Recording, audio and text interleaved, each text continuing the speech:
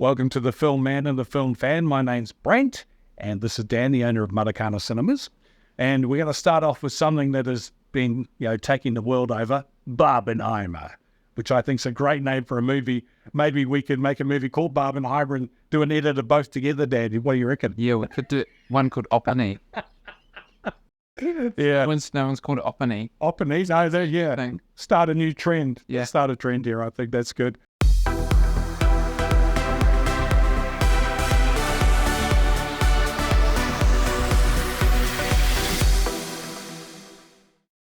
Barbenheimer. Now, we've done it in reverse. I went to Oppenheimer first and then Barbie. You've done it the other way around, right? Mm-hmm. A lot of the talk that I have heard from people is that you've done it the right way. Okay.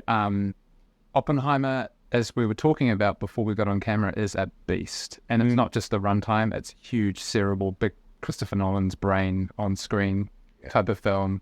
A lot of science talk, the most amount of cuts I've seen.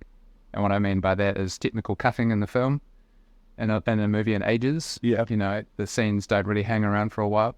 A lot of into the future, back into the past, as the dialogue happens, you got to be on it pretty much from the start. Yeah. Barbie, seeing it second, I think, is the sort of the sweet release. It's like, it's the popcorn film. Still has some absolutely great themes to it, right? Mm.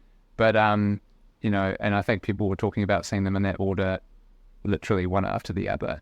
We've seen them, I've seen them 7 weeks apart. Wow. How long between you seeing Oppenheimer and Barbie was it? Probably only a couple of weeks, Okay. actually. Yeah. So, I enjoyed Oppenheimer. It is one you're right. You do have to concentrate on it. Yeah. And, it's not the kind of movie you go, look, I'm just going to go along to a movie or I don't have to think about it and relax and what have you. You've really got to pay attention. But, it was so well filmed. The cast are incredible. There's already talk about Robert Downey Jr. perhaps being nominated for an Oscar, but I think the whole movie will be, don't you think? I think Oppenheimer will benefit from some of the films shifting out of the corridor leading up into the Oscars. Right. I think that will help it for sure. Mm-hmm.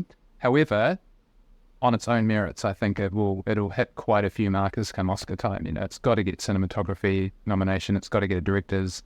It will get a Best Picture nomination, surely. Yeah. Because it really is a great movie. I'm more interested, though, and will Barbie get an Oscar nomination? Well, it's made it's over $1 billion at the box office. Everybody's talking about it. And you know what? I really enjoyed it. I thought Ryan Gosling was great in it. And I'm definitely going to buy I Am Kenough t-shirt. Hopefully my kids are watching this. And that'll be my Christmas present. I Am Kenough. Yes. Okay. But I just thought the whole thing, and you know what I'm like, Dan, I'm not a fan of musicals. And there was a lot of singing in it at one point. I said to my daughter, Ada, it's not singing all the way through it, is it? It didn't feel like a musical. No, it didn't. It's a very clever film. It is very clever. Also, when we're going back to the Barbenheimer thing, it's about two characters having existential crisis, right? Yeah. Fundamentally, hugely different films. But there are some parallels in there, and beautifully written films, beautifully filmed, incredible set design, Yes, incredible costuming. It's no surprise that those two films have been so successful. The big surprise, though, has been that they were released on the same date, and that was a lot of the conversation around the time. Traditionally, you, as a studio, the different studios will absolutely not do a film on the same release date, and in fact, with big films, they'll clear the runway for 2 or 3 weeks. Top Gun Maverick last year had a sort of 3-week runway before the next big film came in. Yeah. It was never big enough to beat out Top Gun, which was easily the biggest film last year, but the studios do worry about cannibalizing, and they talk about where they're going to release stuff. And for whatever reason, the decision was made between Warner Brothers and Universal to release those two films on the same date, and it actually went off. Yeah. They seem to be really happy to coexist together, don't they? I think Oppenheimer's definitely benefited from Barbie and the whole Barbenheimer thing. Yeah. Barbie was always going to be the bigger film, I think. And when you talk about box office numbers, which you did touch on, Barbie is going to be the biggest film of the year. Yeah. It's Warner Brothers' biggest film ever, the biggest film ever box office-wise for a female director. It's just smashing records. And in New Zealand, it's done 13.7 million. Wow. I was speaking to the guys at Universal a week or so ago, and I asked them, how much money did you have on this film in New Zealand? They said $7 million. I thought it might do 8. We were all really wrong. I mean, this film has, I'm pretty sure it's pretty close to surpassing the Lord of the Rings films in New Zealand. It's gone past World of People. It's in the stratosphere. The next films on the chopping block are the Avatar films and Star Wars Force Awakens, you know? Right. It is that big. Oppenheimer, 6.5 million in New Zealand. I probably thought it might have been 4 in New Zealand. So clearly these films are way outperforming, and the word of mouth is the thing. They are good movies, and people are telling their friends to go and see them. For you, as a cinema owner, is something like, have you ever had anything like this before? You've got 2 movies released like this. Good for you, I suppose, from a money point of view too, right? Yeah, it is good for us. And let's face it, it's been a tough few years. Yeah. That definitely helps. Yeah. But of course, the film hire on these movies is really high too. So the money that's coming in, a lot of it does go back out, and it sustains the business. And I would say at a time where we need more mid-range films, and this is a completely different discussion that we can talk about from the Barbenheimer phenomenon, and I would love to talk more about it. But yeah, I think we're really lucky to have 2 big films at the same time, because it is not always the case. About this time last year on the podcast, we were talking about a festival feast and a blockbuster famine. So there were lots of festival movies around, but nothing really on the horizon. How's it looking this year? Well, it was a festival lineup that we were looking at, right? Yeah. It's a feast this year's, but more of a banquet. Well, right. Which I'm pretty pumped about. We can set that aside and come back to the festival thing. Mm-hmm. But in terms of the blockbuster famine, that's kind of gone. The only looming concern is what's going to happen with pictures coming up for the next 6 months. True. The writers' strike and the actors' strike. But look, the lineup is looking fantastic. And if we sort of skip a little bit in terms of time from now and look ahead to summer as a really good example. Last summer, we had Avatar: Way of the Water, which I also really enjoyed, despite my misgivings about Avatar film. Yeah. And then we had Puss in Boots and then Banshees of Inisherin were our 3 top titles. All really good films. But what that tells you is that you hit the 3rd biggest film of the summer, and it's essentially a dark black comedy Irish art house film with incredible acting, and it's a brilliant film, I personally believe. But for last year, that really summed up the lack of big pictures that we had, and also the mid-range films, which I'll look back to as well. This summer we have, in late November, all going well, we've got the new Trolls film, World Tour, we've got Napoleon from Ridley Scott with Joaquin Phoenix. Hitting the start of December, we've got Taika Waititi's new film, Next Goal Wins. Yeah. Then the following week, we've got Wonka with Timothée Chalamet and the makers of the Paddington films. And then we hit Boxing Day with Migration from Illumination Studios, Wish from Disney. We've got Aquaman with Jason Momoa. And we've got a art house film called One Life with Anthony Hopkins, which looks fantastic. But that Anthony Hopkins film will probably come in at Matakana about number 7 or 6, in terms of box office. So it just shows what a difference a big batch of films like that will make to our lineup. So that when it does rain over summer, which it may or may not happen, there is another decision or another choice for people who are really time rich at that time of year. Whereas last year it was, okay, we've seen Avatar, we'll go to Puss in Boots, or no, we'll just go and see Avatar again. Yeah. But it's still raining, so we'll just stay at home and watch something at home. Cinemas need to have movies that that will draw people in. And I think comparing the 2 summers, last summer and what's coming up this summer, is a pretty good example. Yeah. What we're also noticing is that big films are still doing really well. Barbie this year, Top Gun last year. In fact, Top Gun has done a lot more money at Matakana than Barbie has. Quite significant. I was quite surprised at the big difference there. The point being that those big films are still making money. And it used to be that there would be a nice drop-off. It would a nice little downhill meander through the top films and then the mid-range films and down to the art house and sort of lower-performing titles. But what we've noticed in the last year or 2 is that it's a precipice, like it's off a cliff. The big films, and then there's this sort of big gap where we're just missing a whole lot of quality mid-range titles. And for a cinema, that's hard because the big films draw a lot of film hire. So we do make a lot of money off the films, but a lot of that money goes back out to pay for having those films from a rental perspective. And it's the mid-range films that really, really keep the engine running. They're like the cash cows of the cinema, of theatre.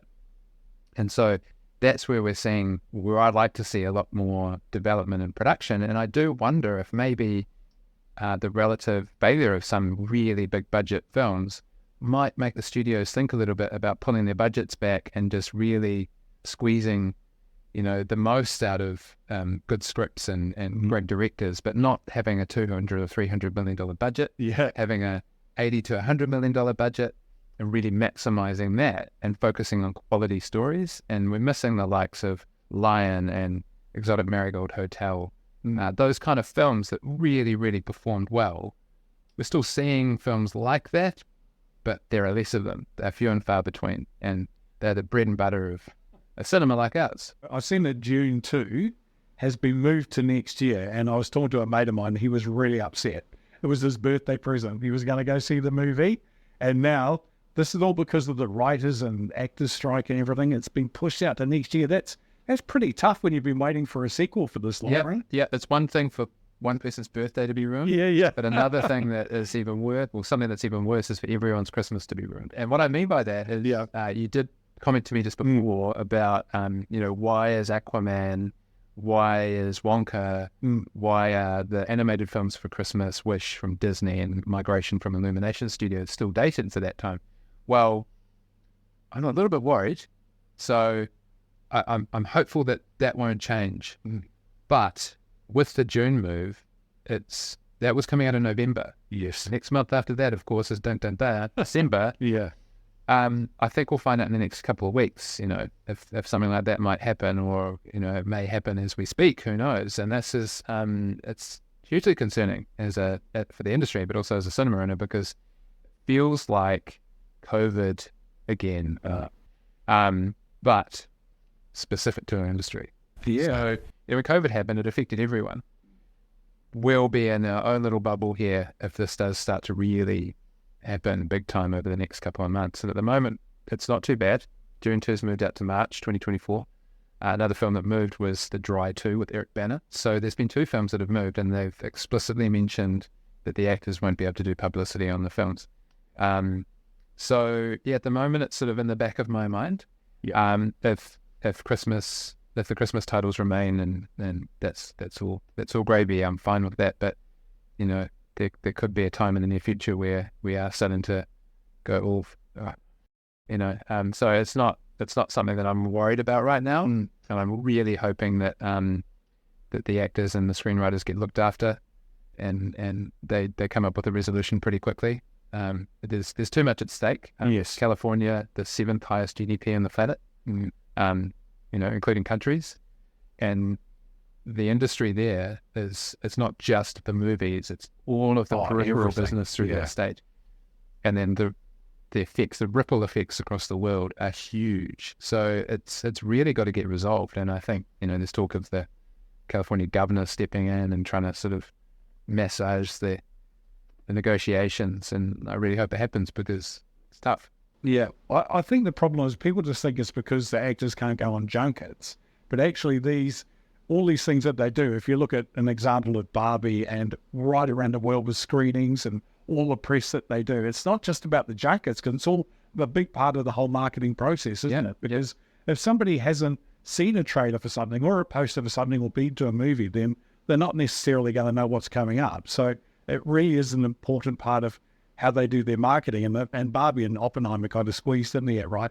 And there was a few exemptions, but when you, as you said before in an earlier podcast, when you pour hundreds of millions of dollars into a movie, you want to make sure that people go and see it, right? Absolutely. And the numbers that are coming out of the commentary in the States is that it's affecting films around about 20 to 25%.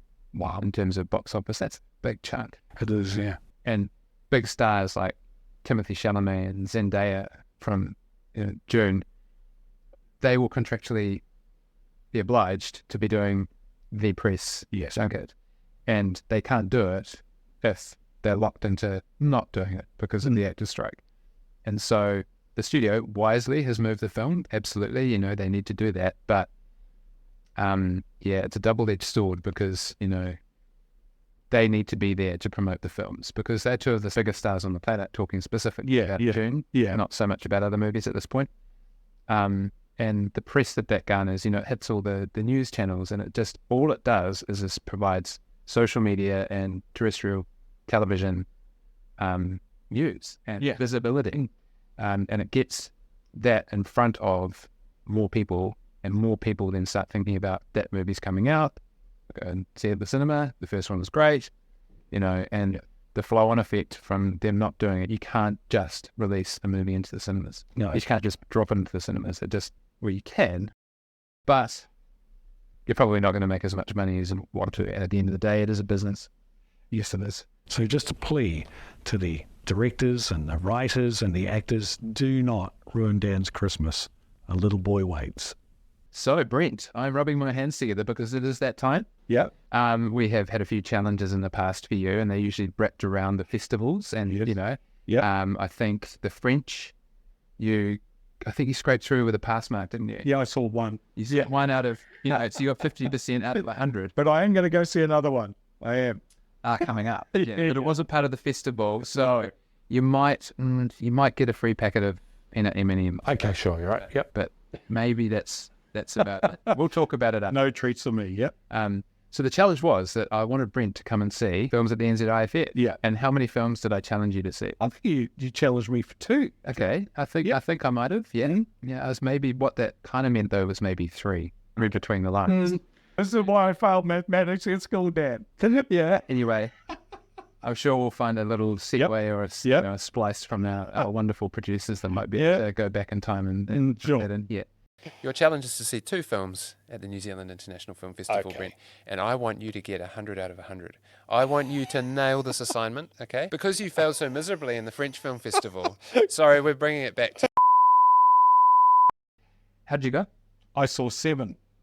You saw 7? Yep, 7 movies. And you cannot lump all of the shorts in as part of those 7 films. Oh, it was one screening. If that's what you're about to say to me.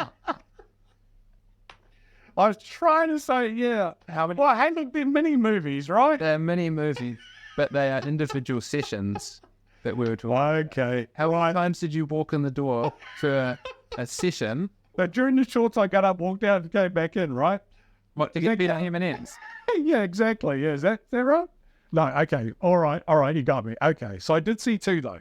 So I saw the shorts. Okay. And then the other movie I saw, and this theatre actually, which I really love, was I Like Movies. Yes, I saw I Like Movies as well. It was, I just loved that movie. It was, I said to my daughter Aiden after we'd seen it, it was equal hilarious and heartbreak. It really was. But I just thought, what a fantastic movie that was. Yeah, a true festival film, I think, where you feel like you're going to be watching a comedy.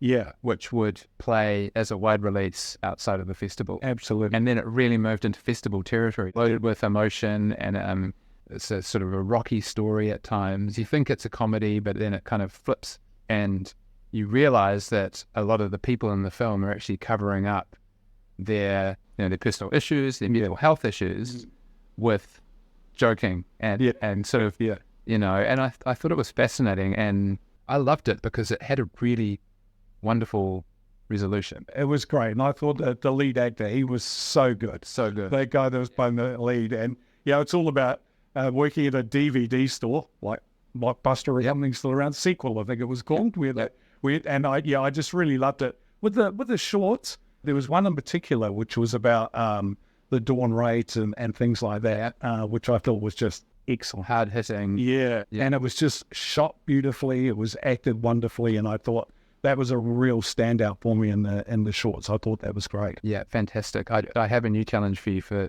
next year's, and it stems from my experience at the NZIFF. Okay. And we'll come to that. But I'd love to touch on the success of the festival this year. Yeah, sure. And when you open up tickets for sale and they don't really start humming along, as a cinema owner and bringing the festival here, which we talked about many times about how I love having the NZIFF here in particular. Yeah. And I was thinking about it compared to the French. The French, it's all French film, which I do think makes it easy for people to make the decision to go and see a movie at the film festival. Yeah. Because it's all French film. But the international is a quirky American art house comedy. It is a German film about a looming forest fire and a writer going through writer's block. It's a documentary about what happens in North Korea. It's about trying to go and see a huge amount of different films. It's about risk-taking, which is what I love so much about it. And I talked in quite a few sessions to our guests who are coming to see films here, and I mentioned that a few times. Thank you for coming and supporting the festival. You're here because you like to take risks on the movies you want to see. And of course, there's a program which you can read through and pick and choose what you want to see. But I came to a couple of films that I necessarily want to see. It wasn't like, I've got to see that. But I came because I had the time to see it. And yes, it's easy for me because my office is just down the corridor and I don't have to pay. But I still managed to come and see a bunch of films. And I came and saw 8 films at the festival. Wow. So there's your new challenge. 8 films? No, it's half. Four. Four. Okay. Not including short films. My mathematics again. Yeah, 4 would be fine. Yeah, and we are bringing a few films back. Past Lives is on screen now. The other big titles were Anatomy of a Fall, which we're kicking off in October. Perfect Days was one of my favourite films that I saw on the festival, set in Tokyo, about Tokyo toilet and the guy that works for the company. Beautiful, really meditative film, kind of the opposite of Oppenheimer, which is, smacking you in the head. Yeah. I also saw a bunch of other titles that I either liked or there was a couple of films I didn't like, but there was also a film called EO, which is only 88 minutes. And I don't think Christopher Nolan could ever make a film like EO, where it packs so many ideas into 88 minutes. Christopher Nolan needs to extrapolate. He needs to pack heaps of ideas, but just make it a big film. But EO is from a Polish filmmaker who's 84 years old now. I didn't really know much about him, didn't know much about the film. But it's a huge commentary on humanity. The link is a donkey. And at times it's through the eyes of the donkey and the behavior of the donkey. I thought it was stunning. I thought it was an absolutely beautiful film. And I think the best films polarize. I spoke to a lot of people who saw it, who hated it. And I spoke to a lot of people who thought it was the best film. It does get a wide release in New Zealand. I think it's November. So I will be looking to, maybe bring that back. And I think that film is the ultimate risk film. Go and see it and you'll either love it or you'll hate it. But I think sometimes that makes for the best and most interesting films. Looking forward to next year. We haven't officially booked the festival in, but I'm sure they'll look after us after the performance, which, we hit 1,100 admits. Oh, great. Which was 200 more or 100 more than last year. And what we didn't have this year was a big film. We had lots of really good films, but last year we had Hallelujah, the Leonard Cohen documentary. Yes. And both of the sessions for that film actually played in our biggest cinema, the Tivoli, and they both sold out. We didn't have a film like that this year, and yet we still actually eclipsed last year's numbers. So I really do see the NZIFF as a success this year, and I'd love to thank everyone that came along, including you. Thank you. Because without people taking risks and coming to see really interesting film, which is super important, we can't just have blockbusters. We need more mid-range films. There's a lot of art house films out there. With digital filmmaking, there's a lot of stuff that's just frankly not good. But the festival showcases the best of the art house films out there. That's where the award winners are there. And some of those films we'll see in the mix come Oscar time. Well, I think it's good for someone like me who's a blockbuster guy. Obviously, you're having the festival here and these movies has been great for me to go, you know what, there is stuff outside these things you read about constantly. Yeah. And I Like Movies is a great example of, if you get a chance to see that movie, go and see it because it's really enjoyable. Yeah. And it really makes you think. So, hey, thanks for having the festivals on. I'm really happy you said that, Brent. And I'm genuine when I say this. It's almost like hooking a fish and throwing it back in the water. You're hooking someone into, wow, actually, I really enjoyed that movie. Maybe I should just start thinking about seeing stuff out of my normal wheelhouse more often. And that's just great for the health of cinema. And I don't mean just as part of festivals, but maybe festivals are the hook. Yeah. And then you get thrown back out to sea and you start swimming around looking for Not Finding Nemo. That's not a art house film. But if you start looking or just going to the movies and not just going, I like this, so I'm going to see this. Yeah. And I get that people do that. Yep. Going to the cinema to see their comfort films. Sometimes going to see a film that you might not know much about or you might be unsure about can actually be the most rewarding cinema going experience. So, Dan, you're going to be busy September, October, lots of movies coming out? I'd hope so. Yeah, I mean, that's always a busy time of year, school holidays. Yeah. The September, October school holidays are actually falling quite a lot earlier this year. Last year they started in October, and this year they're starting on the 23rd 23rd of September. It's actually a really good lineup. We've got Teenage Mutant Ninja Turtles, Mutant Mayhem, which I've seen. It's really good. I want to see that, yeah, because I'm a big fan of that from years ago, so it's worth seeing. Absolutely. It's not just a family film. I think fans of Teenage Mutant Ninja Turtles would be really impressed. It's a really solid little 90-minute film and incredible animation, great soundtrack, and funny. Yeah, highly recommended. Paw Patrol, which I think, that'll do well. That's right. Kids love Paw Patrol. They do. It's got the most targeted demographic in the history of films. It's 3 to 5-year-olds. Oh, brilliant. And their poor parents that had to, bring them along. But actually, the perfect opportunity to get the grandparents to bring them along. That's right. I've got to work. I can't make it. Paw Patrol, look out for it. I think it's going to do pretty well. Mm-hmm. We've got Ruby Gillman, which is a film from DreamWorks about a young girl who realizes that she's a kraken. Oh, yes, I've seen that trailer for that. Yeah, really fun film. We've got Blue Beetle from DC, which has been getting rave reviews out of the US because it's opened a couple weeks ago. I love it that it's pretty much an all Mexican cast. That DC has made the decision to really focus on a huge cinema-going chunk in the American market. So the Latino market in the States is the biggest movie-going market. And I love it that they've, a big studio film's been made to look after that demographic, really. It's good because you can't deny that you need to look after the biggest movie-going demographic in your country. You do. We've got Haunting in Venice, which is not quite a school holiday film. Yeah, I saw a poster for that somewhere and I went, oh, okay, because I hadn't heard much about it, to be honest. Yeah. So that's coming up. I think there's a built-in audience for Agatha Christie film, remakes in some cases. And we've also got Barbie probably playing through the school holidays, which is an interesting discussion in itself. Yeah. That film I'll probably be programming. We've got Dumb Money coming up on the 5th of October, which is an American stock market comedy drama about the little guys taking out the big guys and making a lot of money.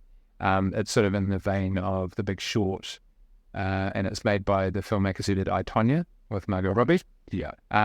We've also got a Kiwi film opening on October the 5th. I'm just working on a Q&A session around about the time of the opening, but it's called Uproar. Set in 1981 around the Springbok tour to New Zealand. Yes, yeah. And starring Hunt for the Wilder People and Deadpool star Julian Dennison. It's got Minnie Driver. It's got Rhys Darby. James Rolliston, the star from Boy. He's a bit taller now, bit hairier. Yeah. But he's in there. And there's actually a connection myself. The filmmaker, or the screenwriter, I should say, Sonia Whiteman, I actually was good friends with as a teenager. Okay. And her and her husband Paul Middleditch, was the director on the film. They've been based in Melbourne for a long time, maybe about 20 years, and I don't see Sonia much, but it's taken her about 7 years, her and her husband, to get this film to screen. That shows what it takes, write and rewrite, and do test screenings and to get a film to the point where it has an official poster with a date on it. Pretty amazing. I feel like it's been a little while since we've had a big-ish Kiwi film in our screens, but I'm really excited about that movie. Yeah. Another picture we're releasing out of the French Film Festival, Origin of Evil, for fans of the TV show Succession. This is definitely one for you. It's one of those sort of wealthy families who you just want to hate kind of movies. Right. It played at the French Film Festival, as I mentioned. I'm looking forward to screening that. We've also got a whole raft of stuff with the Cinema Vintage. We had Casablanca playing, which I've added more sessions because people just want to see it. Really, really pleased that, people are coming to see a film that came out in 1942, really, really incredible. And we've added other titles, Into the Dragon, Bruce Lee. Oh, yeah. We've already sold some tickets for that. We've got Singing in the Rain. We've got Rebel Without a Cause. And we actually have a massive list of films that we're looking at for booking in for November and at the back end of the year. Some really exciting titles in there. Arnold Schwarzenegger films. Oh, really? Yeah. Okay. This would be a great opportunity to play a movie from 1977 called Star Wars. Don't know if you've ever heard of it. Yeah, I know that movie. Yeah. Just saying. Yeah, 1977, a great year. And we also have Cinema Enigma, which just played recently, and we had a great turnout for that. It was like with a really big range of options and types of films to see. People are just really engaged, and they're wanting to see different stuff. No boring weeks. Yeah. Good. Really excited about the school holidays because I think the lineup is one of the stronger ones we've had in the last couple of years. And we have a festival banquet and all-you-can-eat buffet. Yeah. Be very busy. Yeah, I love it. I feasted pretty hard at the NZIFF, Yep. I've got to say.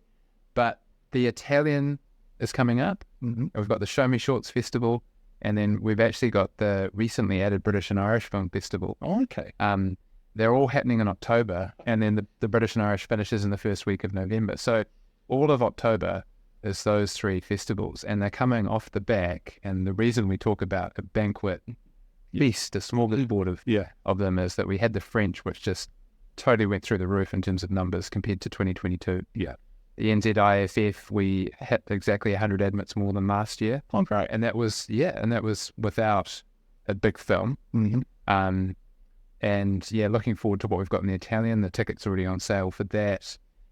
Show Me Shorts, and then we've also got the British and Irish, which is going to get on sale pretty soon. So pretty excited about it. Yeah, I think I enjoyed the trailer for the Italian Film Festival. It looks like there's some great stuff in there. Yeah, absolutely. Yeah. And amongst our team, we've been talking about no boring weeks. It's a new mantra for us. Yeah. I may have mentioned it to you before. And what the festivals do is they provide a beautiful counter to the wide release films, Barbie, Oppenheimer, kids animation. And I love having a cinema where there's so much going on, and can throw the Cinema Enigma and Cinema Vintage and that kind of stuff, and making sure that when people look at our schedule, they're really engaged because there's something for anyone at any time. No boring weeks. No, that's brilliant.